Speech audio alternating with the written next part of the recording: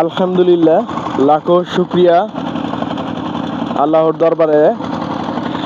এই পাথরের চর এলাকাবাসীর জন্য এক ভাগ্য খুলে গেছে।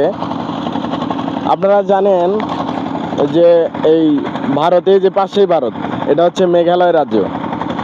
এই মেঘালয় রাজ্যের পাশে একটা গ্রাম আছে লুকাই নাকি লঙ্কার চর।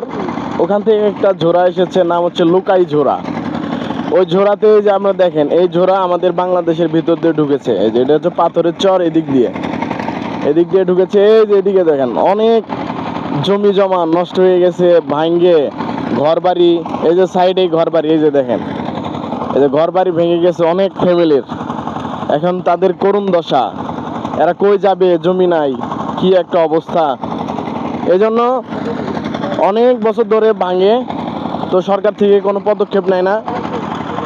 তো এইবার যাই হোক, সরকার একটু চোখ কান খুলেছে পাথরের চর এলাকাবাসীর জন্য। এখন আমাদের ওই যে কাজ শুরু হয়েছে, দেখেন ওই যে বেগু দিয়ে কাজ করতেছে, মানে ঢালু করার জন্য। আবার এই যে পাশে আপনার এই যে এই ডেজারের দিয়ে মাটি কাটতেছে।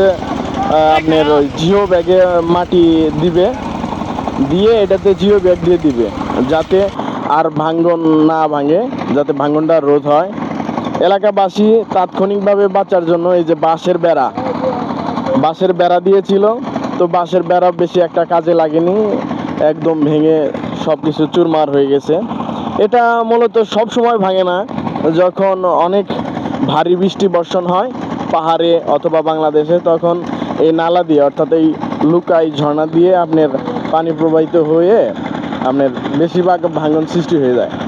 তখন আপনার কোনো বাধাই মানে না, একদম ভাঙে চুরমার হয়ে যায়। যাক।